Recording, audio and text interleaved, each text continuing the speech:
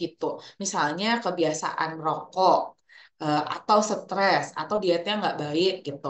Atau kita emang nggak aktif aja, nggak olahraga, nggak ada eh, untuk physical strength gitu ya. Atau minum alkohol. Jadi ini tuh hal-hal yang sebenarnya bisa menyebabkan eh, proses penuaan itu lebih cepat. Tapi kalau kita atur dari diet kita dan gaya hidup kita, proses penuaan itu bisa dibantu. Jadi slower dan healthier, gitu lebih sehat. Nah, ada term nih yang aku mau jelasin ke teman-teman dan bapak-bapak dan ibu-ibu di sini. Ada yang nama term itu inflammaging. Jadi ini adalah gabungan dari dua kata nih, aging dan inflammation. Gitu, inflammaging. Nah, secara gampangnya aku jelasin inflammaging itu sebuah siklus. Gitu. Misalnya, kita melewati proses penuaan. Proses penuaan itu bisa menyebabkan banyak banget inflamasi di dalam tubuh. Kecil-kecil, kita nggak berasa gitu. Yang tapi semakin berjalannya waktu, mulai ada sakit-sakit, mulai ada nyeri-nyeri, capek gitu. Nah, kalau dari proses penuaan bisa menyebabkan inflamasi di tubuh yang kecil-kecil, inflamasi ini kalau misalnya kita perburuk dengan gaya hidup yang jelek juga, itu akan mempercepat lagi proses aging gitu. Jadi dia sebuah siklus yang kayak oke, muter terus. Jadi makanya termnya inflammaging gitu. Kalau dilihat nih di sini, it is a key contributor to many age-related diseases. Jadi penyakit-penyakit yang karena penuaan, yang berhubungan dengan penuaan, itu key kontributornya adalah inflamasi di dalam tubuh. Gitu. Nah, penyakit lain nih yang udah pasti banyak banget yang tahu, diabetes tipe 2 itu diabetes yang karena eh, eh, badan kita ini udah nggak bisa meregulasi insulin lagi gitu. Insulinnya udah nggak terlalu sensitif lagi gitu. Nah, di mana diabetes ini kenapa sih serem banget gitu kan? Karena diabetes ini kan di gula darah, gulanya di pembuluh darah kan. Kalau ada gula di pembuluh darah itu, bayangin aja di seluruh tubuh kita ini banyak banget pembuluh darah. Jadi dia bisa menyebabkan kerusakan pembuluh darah di mana aja. Makanya kalau orang diabetes itu dia bisa buram, bisa banyak luka di kakinya, bisa ke ginjal, bisa ke jantung dan ke organ-organ lain. Gitu. Makanya eh, diabetes tipe 2 ini tuh sangat-sangat bahaya. Jangan dianggap remeh kalau gulanya udah mulai naik. Gitu. Apalagi jangan menganggap remeh efek gula darah ke pembuluh darah kita sendiri. Gitu. Karena itu bisa menyebabkan banyak banget penyakit. Nah, selain itu kalau penyakit penuaan yang lain adalah yang di otak nih. Misalnya sel-sel otak itu udah mulai nggak sehat lagi, udah banyak sel-sel yang mulai mati. Akhirnya karena pengurangan sel di otak itu progresif atau pelan-pelan gitu ya, nanti lama-lama oh kok gampang lupa ya, oh kok udah mulai pikun-pikun gitu kan, atau oh kok gerakannya jadi kayak udah nggak stabil lagi gitu. Nah, ini juga salah satu proses penuaan. Jadi dia kalau di sini penyebabnya itu kehilangan sel yang sehat. Sel yang sehatnya udah mulai berkurang. Tuh. Nah, penyakit jantung dan pembuluh darah nih udah banyak banget hipertensi di mana-mana gitu. Nah, kalau aku jelasin hipertensi itu apa, anggap aja gini, di pembuluh darah kita itu kita anggap sebagai pipa ya. Di pipa itu kalau misalnya pipanya kencang nih atau keras, tapi kita masukin banyak air di situ, udah pasti tekanannya tinggi. Gitu. Tapi kalau misalnya pipanya lentur kayak balon, kita masukin air pun mau di kalau dengan amount yang sama, itu tekanannya nggak akan tinggi gitu kan. Nah, kenapa pembuluh darah kita bisa kaku itu karena proses penuaan, teman-teman. Selnya udah nggak elastis lagi gitu. Dan itu banyak banget penyebabnya. Gitu. Nah, makanya kalau pembuluh darah, jantung segala macam itu karena bisa proses inflamasi atau memang karena selnya udah nggak sehat lagi gitu. Apalagi kalau misalnya serangan-serangan jantung ya biasanya tuh karena sumbatan-sumbatan. Nah, sumbatan-sumbatan tuh karena apa ya? Karena pembuluh darahnya rusak, akhirnya bayangin aja misalnya kalau jalanan rusak, terus lewat lumpur, lumpurnya bisa numpuk kan di situ. Nah, sama seperti sumbatan-sumbatan di pembuluh darah. Kalau pembuluh darahnya rusak, permukaan permukaan dalamnya itu bisa banyak plak-plak yang nempel, plak lemak lah dan lain-lain, atau kalsium gitu. Nah, Atau yang terakhir nih, kanker nih. Kanker juga banyak banget. Biasanya kanker itu karena mutasi. Jadi di mana sel kita ini tiba-tiba dia ke trigger untuk produksi lebih cepat dan lebih banyak gitu. Nah, jadi akhirnya terbentuklah sebuah growth atau kayak tumor kita sebutnya. Nah, tumor itu kan nggak semuanya kanker ya. Nah, tapi kalau misalnya dia sangat ganas atau dia pertumbuhannya sangat cepat itu baru kita namanya kanker. Dan kanker ini atau sel-sel tumor ini itu juga dia bersirkulasi di dalam tubuh gitu. Jadi dia makanya bisa kemana-mana. Kalau udah terlalu besar kanker atau tumornya itu bisa spreading kan, bisa menyebar, bisa metastasis kalau kata dokter tuh. Nah, kemudian jadi apa nih yang bisa kita lakukan supaya kita bisa mencapai healthy aging? Nah, pertama pasti kita kurangin dulu penyebabnya. Kita atur dietnya, kita atur olahraganya, jangan banyak-banyak ngerokok. Kalau bisa stop ngerokok, minum alkohol dikurangin, dan juga stress management. Stress management itu penting loh, karena stres itu karena hormon gitu. Kalau kita ada stres itu kita punya yang namanya stres hormon dan stres hormon ini juga bisa menyebabkan ke mana-mana lagi penyakitnya. Dia kayak kalau hormon di tubuh itu udah kayak gandengan gitu satu sama lain. Kalau satu kena, yang satu bisa ke pengaruh juga gitu. Nah, jadi untuk modifikasi-modifikasi ini penting banget gitu. Nah, apalagi banyak nih obat-obatan juga. Misalnya kalau udah mulai sakit-sakit, kayak sakit di lutut gitu, itu biasanya udah mulai mulai pakai anti nyeri, anti inflamasi gitu. Nah, ada lagi yang penting itu antioksidan. Mungkin kayak banyak ya kita dengar antioksidan, antioksidan, tapi antioksidan itu apa sih kan gitu ya.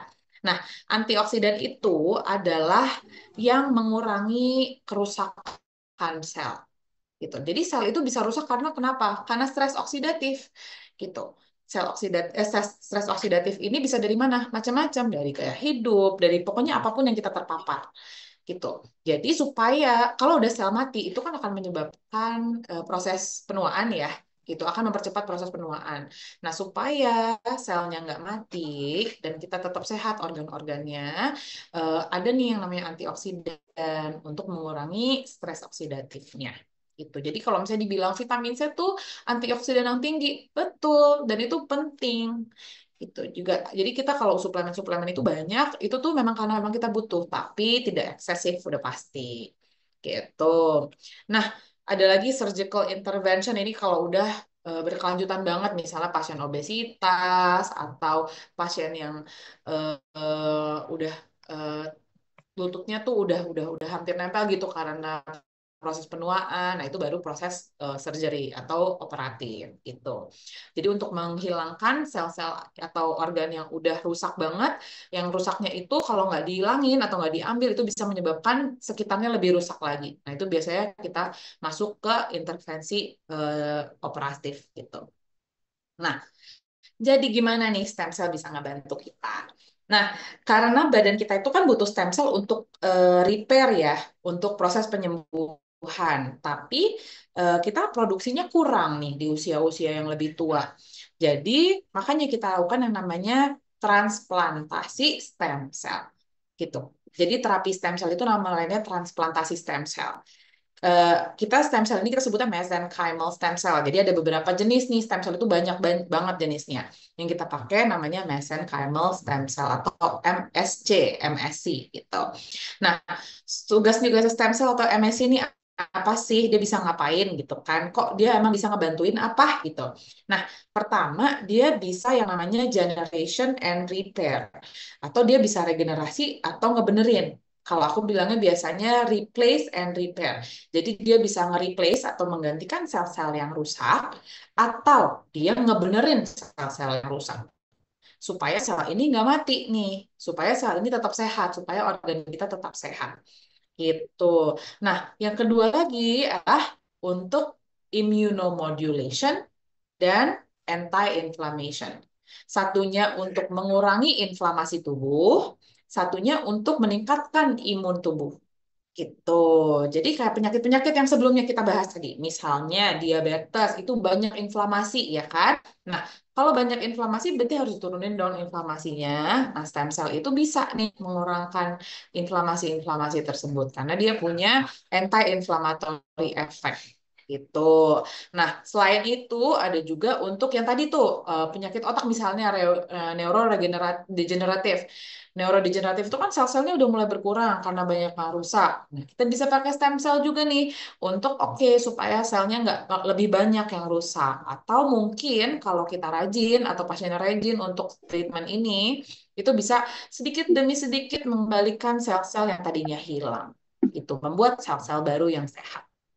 Gitu. Jadi kalau penyakit-penyakit ini bisa dibantu dengan stem cell. Nah, stem cell yang kita ambil tuh dari mana ya? Kan gitu.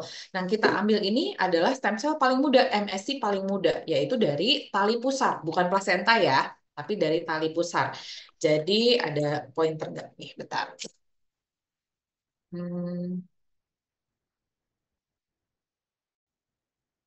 Oke, pokoknya intinya yang kita pakai itu sih tali pusatnya ini. Jadi dari sini itu ada yang namanya layer, ada lapisan yang dia itu banyak banget stem cell-nya di situ. Yang kita ambil dari sini, yang dari umbilical cord ini. Kenapa kita ambil dari sini? Satu, dia sumbernya banyak banget. Itu dari sumbernya ini stem cell banyak banget. Kemudian dia paling muda nih. Kalau misalnya stem cell itu ada pilihan, mau ambil dari sini atau dari orang dewasa gitu. Mau ambil stem cell sendiri terus dimasukin lagi, atau kita ambil nih dari tali pusat ini. Pasti orang mikirnya awal-awal kayak, oh saya mau stem cell saya sendiri aja deh, kan lebih aman gitu. Padahal belum tentu. Kalau misalnya sel-sel yang udah tua, itu sudah melewati proses yang sama nih sama tubuh kita. Misalnya, aku umur 28 tahun.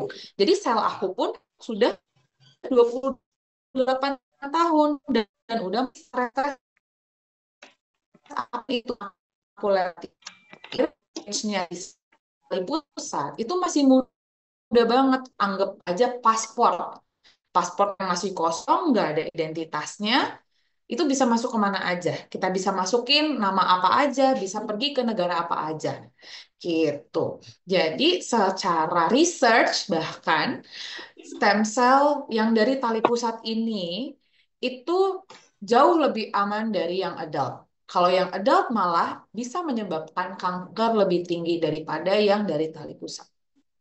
Gitu. Nah, kemudian karena dia paling muda juga, jadi dia punya potensi untuk efeknya itu lebih tinggi. Gitu. Dan untuk pengambilannya udah pasti nggak invasif karena dia lahir dengan bayi kan, ya udah ibunya melahirkan tali pusatnya ikut keluar.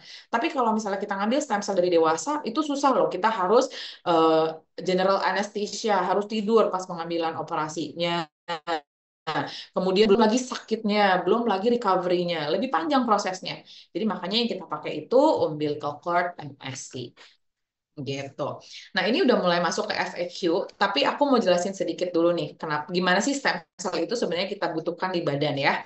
Jadi kalau misalnya stem cell yang kita produksi di tubuh itu kan dari paling banyak dari tulang belakang, sumsum tulang belakang gitu. Jadi sehari-hari ini kita tuh biasanya misalnya aku aku ada sakit di paru-paru misalnya karena flu atau batuk atau inflamasi di paru-paru gitu ya. Bagaimana caranya tubuh kita ngebenerin paru-paru tersebut adalah dengan si paru-paru akan mengeluarkan sinyal nih. Oh, aku sakit gitu. Aku ada kerusakan di paru-paru. Nah, sinyal itu akan masuk ke pembuluh darah. Pembuluh darah yang ngelewatin sumsum tulang belakang. Nanti sumsum tulang belakang ini dapat nih sinyalnya, ada yang rusak nih. Ayo kita kirim stem cell atau sel punca untuk dibalikin ke paru-paru gitu.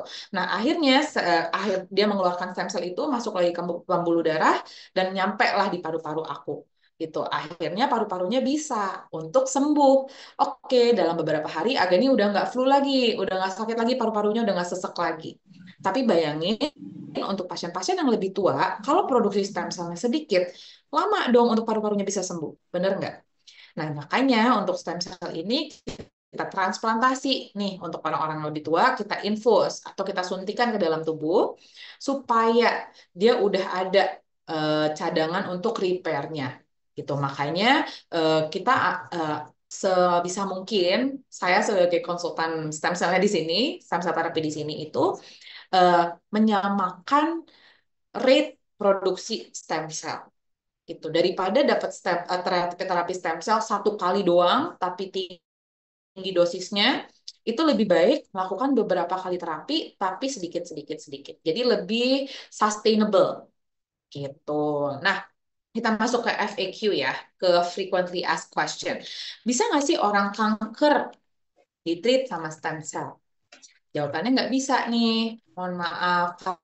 Karena stem cell itu punya properti untuk menyamakan atau homing. Dia tuh bisa namplok di satu tempat atau di satu organ. Kemudian dia bisa menyamakan sel-sel di sekitarnya. Akhirnya nggak boleh. Jadi kalau kenapa pasien itu harus di screening dulu. Jadi prosesnya pasien yang mau stem cell itu harus medical check up dulu. Kita punya protokol medical check up-nya yang sangat-sangat strict karena apa poinnya melakukan terapi tapi nggak aman untuk pasien. Boleh ke tempat lain, boleh nyari ke tempat lain kalau misalnya nggak mau medical check up, tapi itu bukan tanggung jawab kita sendiri kalau ada apa-apa. Gitu. Jadi makanya sangat strict. Kemudian gimana caranya tadi stem cell bisa menyembuhkan? Udah dijawab ya, tadi aku udah jelasin juga. Jadi dengan meregenerasi sel-sel yang rusak, mengurangi inflamasi gitu. Dan stem cell tuh nggak kerja sendiri, jadi stem cell itu bisa mengeluarkan yang namanya growth factor.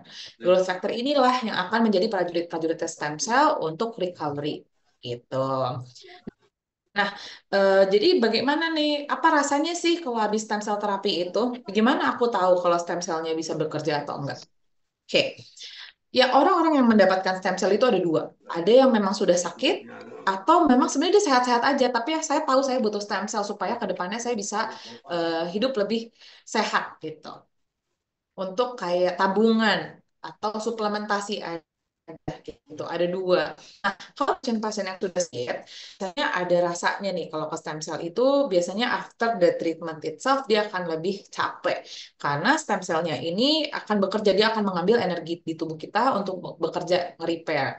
Tapi kalau pasien-pasien yang sudah sehat, biasanya mereka pas melakukan stem cell eh, lebih energetik gitu. Oh, kok lebih seger ya? Biasanya gitu. Tapi ada juga pasien yang melakukan stem cell, tapi dia nggak ngerasain apa-apa. Itu berarti bekerja nggak? Gitu. Ada dua approach. Satu, kita cek dari blood testnya. Kan kita melakukan medical check up dulu nih dari sebelum stem cell. Kita bandingkan nih ke 1 bulan, 3 bulan, 6 bulan, 9 bulan setelah stem cell. Gitu.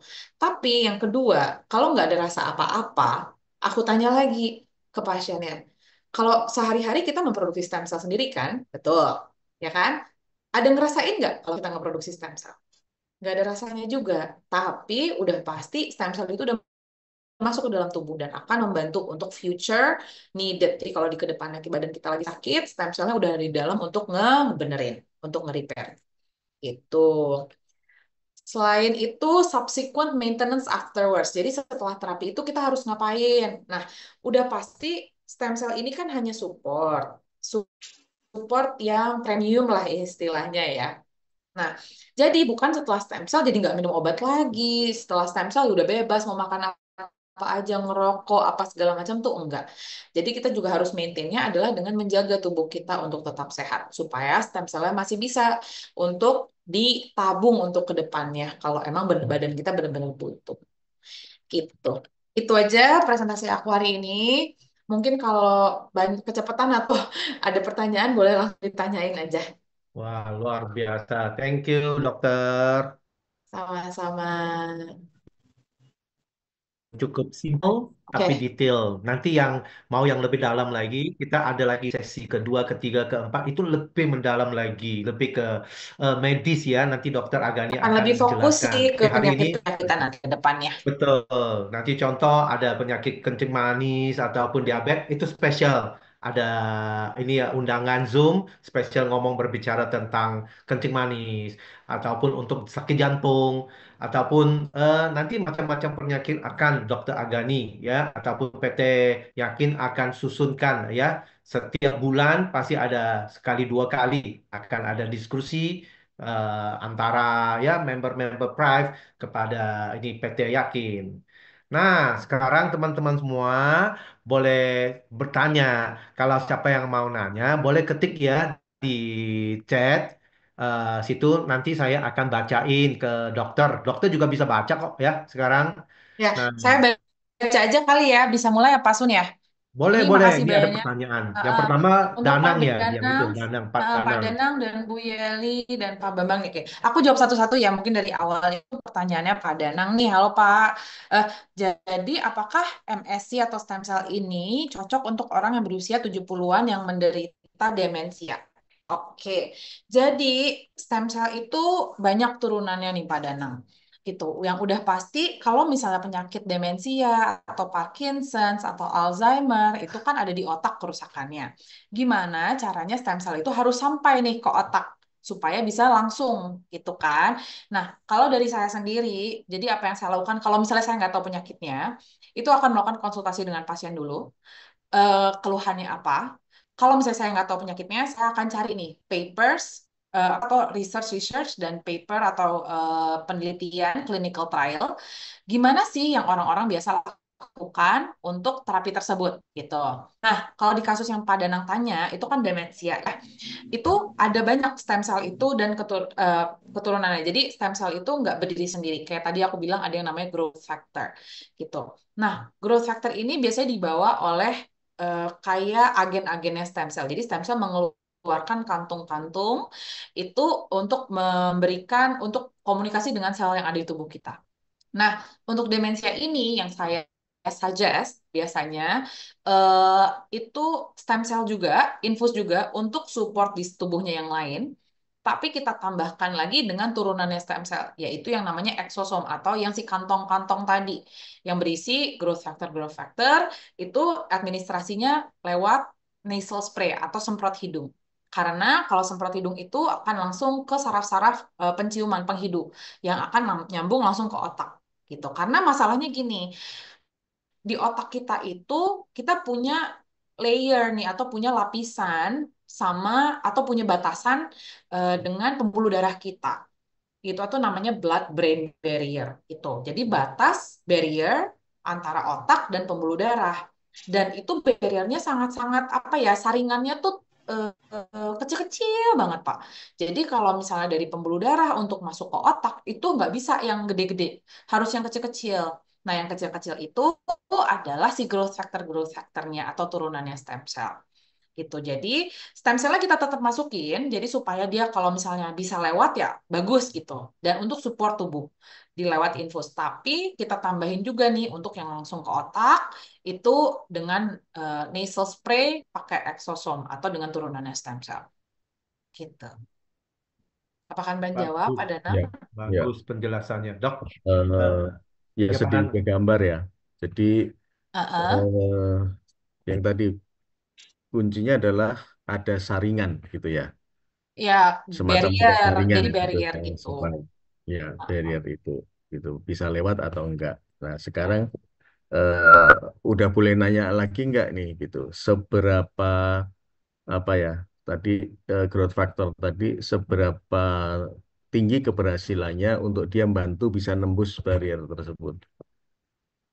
Nah, karena kalau misalnya kita lewat nasal spray nih, Pak, itu udah nggak Ya. melewati barrier tersebut lagi, gitu.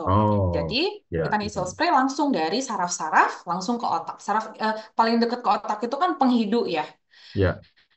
olfactory nerves gitu. Jadi, karena dari hidung sini langsung ke dalam itu, nanti langsung ke otak. Jadi, dia nggak melewati si barrier itu lagi, gitu. Oh, ya, ya, Ya, ya. jadi makanya Ini langsung ke otak. yang Kalau yang saya, ya, oke, maaf, Pak. silakan, Dok. Silakan.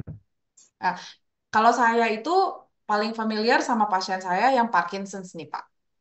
Hmm. Parkinson's tuh udah mulai kerusakan juga. Nah, Ya. itu pasien ini kita treatment dengan stem cell, kemudian kita tambahkan dengan nasal spray dengan growth factor dan exosom tersebut. Jadi pas dia datang ini, pasiennya susah jalan sendiri. Mau tanda Ya. tangan susah. Nah, sekarang pasiennya sangat thriving. Karena dia udah pakai exosom berbulan-bulan juga, yang nasal spray tadi, yang semprot hidung itu, dia udah olahraga sendiri. Saya baru banget dikirimin fotonya sekitar minggu ini. Itu Gitu. berapa lama ya? Tidurnya lebih. Eh, Berapa berapa? lamanya? Terakhir itu dia treatment kalau nggak salah November. November atau Oktober. Itu satu kali stem cell. Kemudian nasal spray-nya dia berlanjut. Oh, oke. Ya. Oktober atau November ya.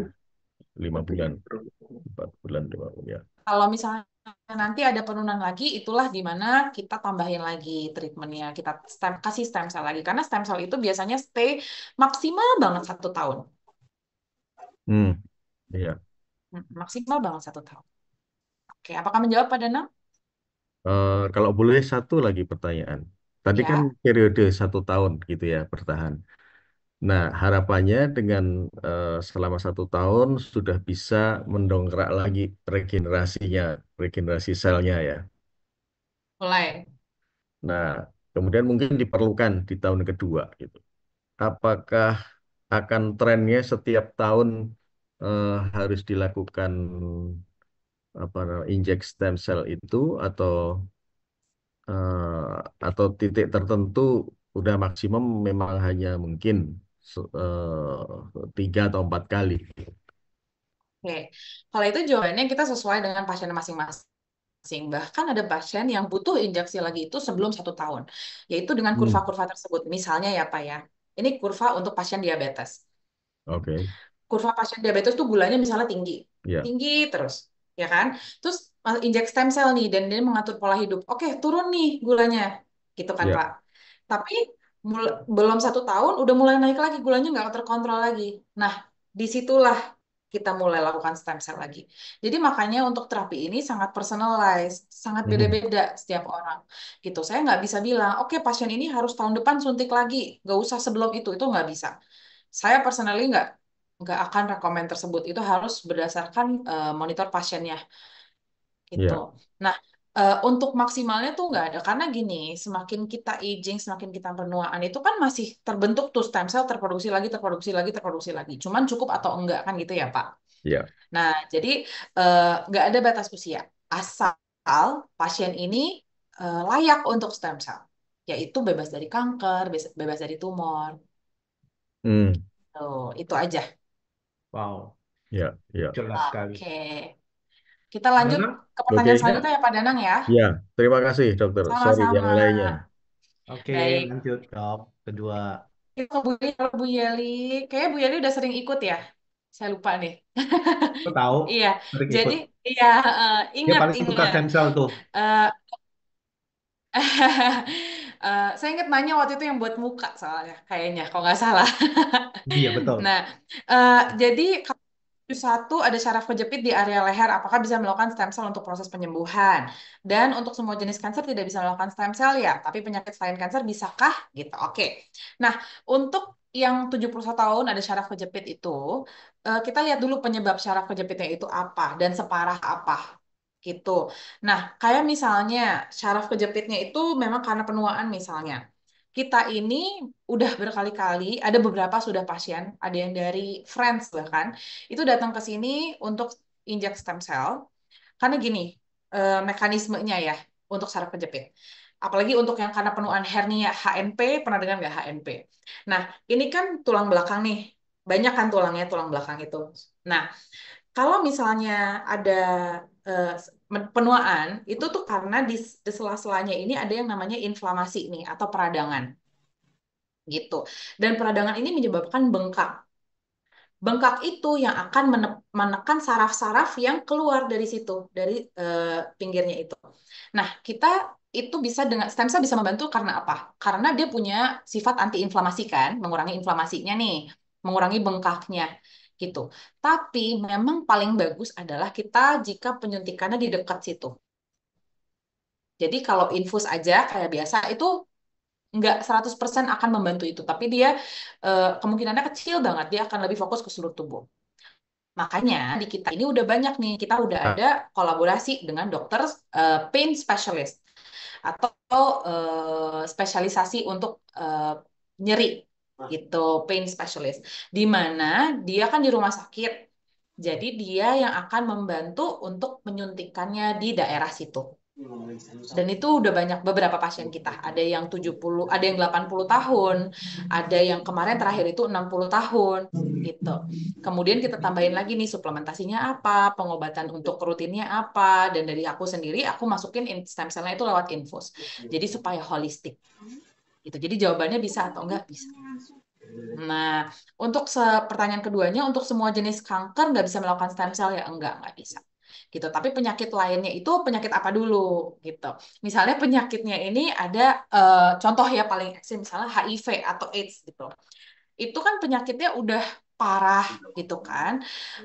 Apa gunanya kita stem cell, tapi dia nggak ditreat dulu sama dokter yang biasa, sama dokter spesialis yang lain gitu. Jadi bisa, tapi kita harus holistik. Jadi misalnya dia kita refer dulu, kita rujuk dulu ke dokter spesialis, nanti kita bantu dengan support stem cell-nya gitu. Jadi ini kan penyakit banyak banget ya Bu Yeli. Jadi saya nggak bisa bilang untuk selain penyakit kanker bisa, itu aku nggak bisa bilang. Itu tergantung penyakit pasiennya apa gitu. Oke, ada pertanyaan lagi. Bu Yeli saya lanjut ya ke pertanyaan selanjutnya. Apakah menjawab? Oke, siap.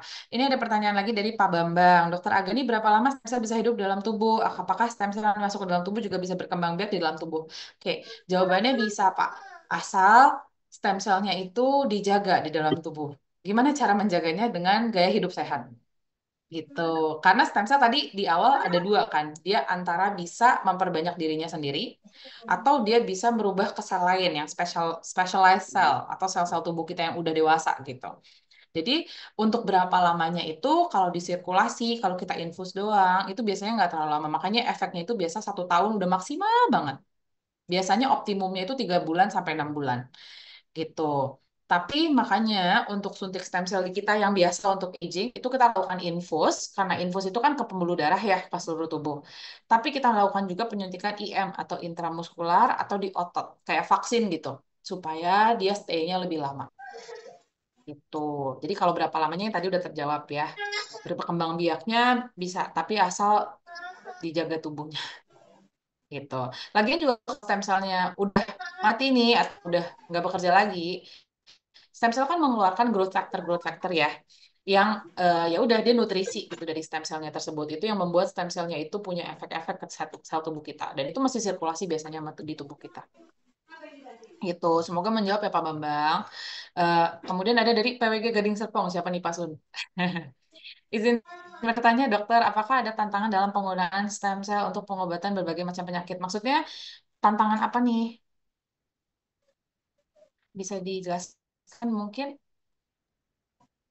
Iya, nggak tahu dia penjelasannya juga nggak ini ya. Nggak apa-apa, kita masuk ke Iya. pertanyaan lain nanti biar dia Iya, ketik dulu. Bu Yeli Hmm. juga tadi ada pertanyaan lagi. Jadi bagus ya stem cell dan nasal spray untuk demensia. Proses bisa berapa lama hasil? Itu beda-beda pasiennya ya Bu ya. Jadi kalau pasien kita ini karena dia cukup holistik, jadi dia itu udah stem cell. Jadi dia sebelum stem cell pun udah melakukan hiperbarik, terapi hiperbarik gitu. Ya, dia pasiennya dari Philippines. Jadi dia udah hiperbaik, tapi stagnan gitu, ada progres lagi. Akhirnya setelah stem cell dan dia masih melakukan hiperbarik dan melakukan treatment-treatment dia dan terapi juga, akhirnya dia lumayan cepat. Jadi bahkan efeknya itu terakhir saya ketemu satu satu, 1 bulan gitu. Nah 1 bulan itu dia udah banyak improvement. Lanjut biayanya sampai berapa ya dok? Nah itu bukan bagian saya. Itu nanti bisa tanya ke Pak Sun. Maaf ya Bu Rini. Iya, Lanjut, nanti Bu ya. Desi Nanti ya. saya jawab. Stem cell bisa bantu pemulihan GBS, maksudnya Guillain-Barré syndrome kah? Bu Desti bisa jelasin nggak? Pak, YBS itu penyakit apa? Nanti kamu yang ketik ya. Ibu maksud apa nih? Oke.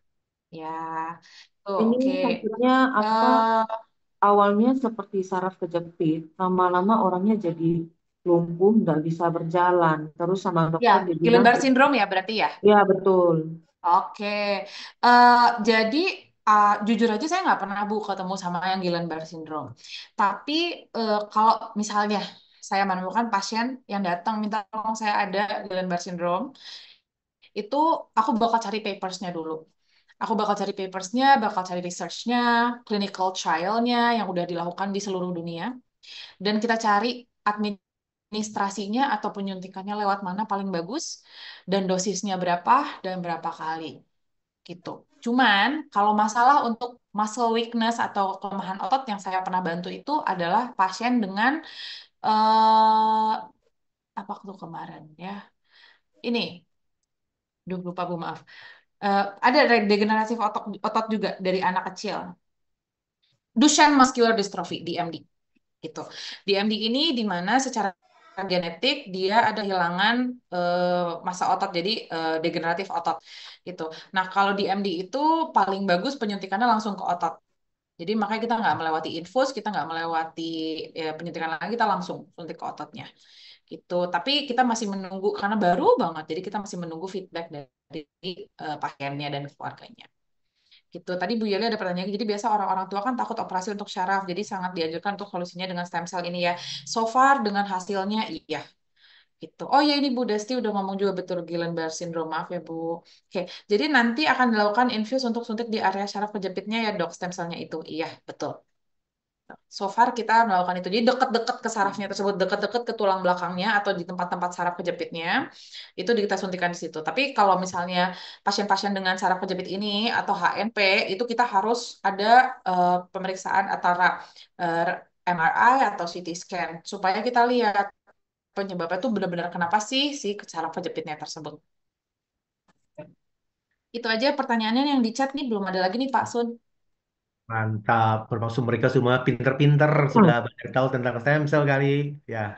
Tapi nggak apa-apa, yang mau nanya, yang lebih eh, nggak berani ataupun malu nanya di sini boleh.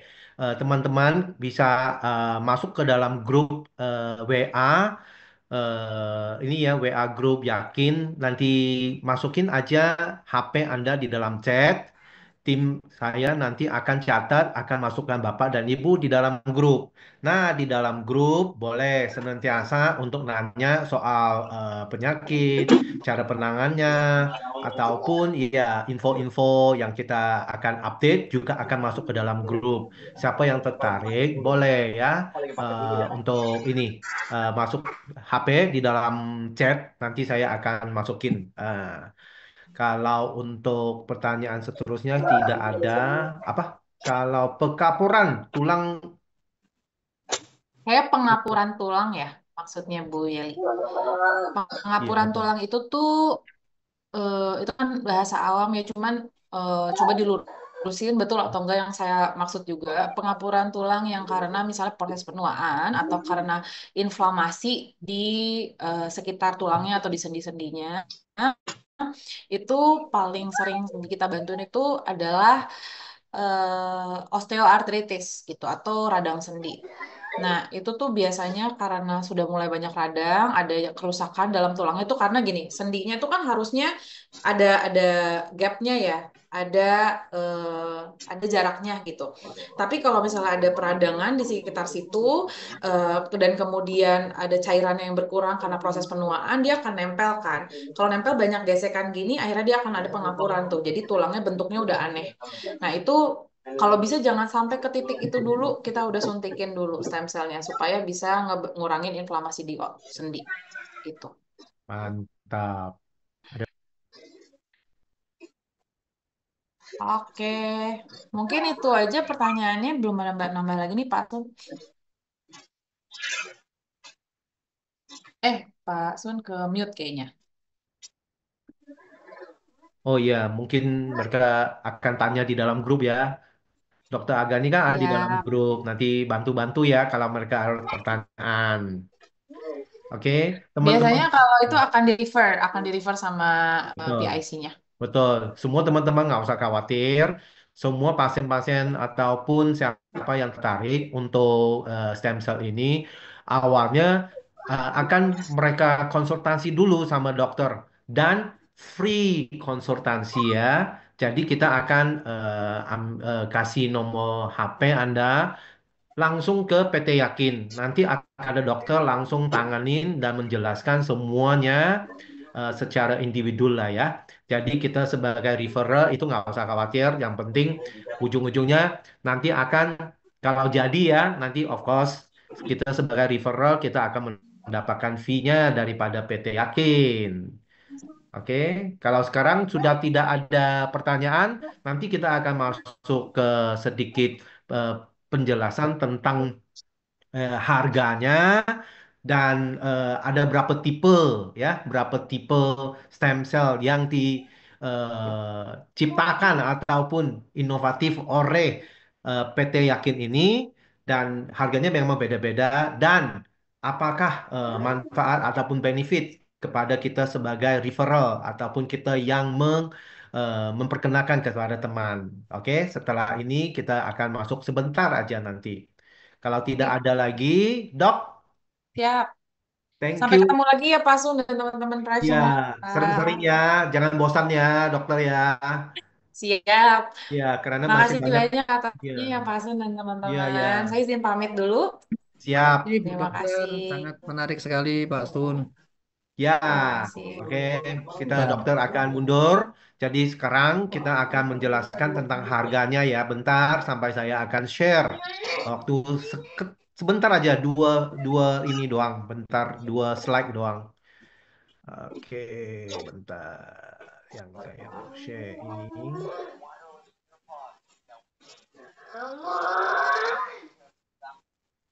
Oke, coba ya. Udah mau muncul. Kok kecil ya? Bisa lihat nggak? Kok kecil ya? Bentar, bentar, bentar.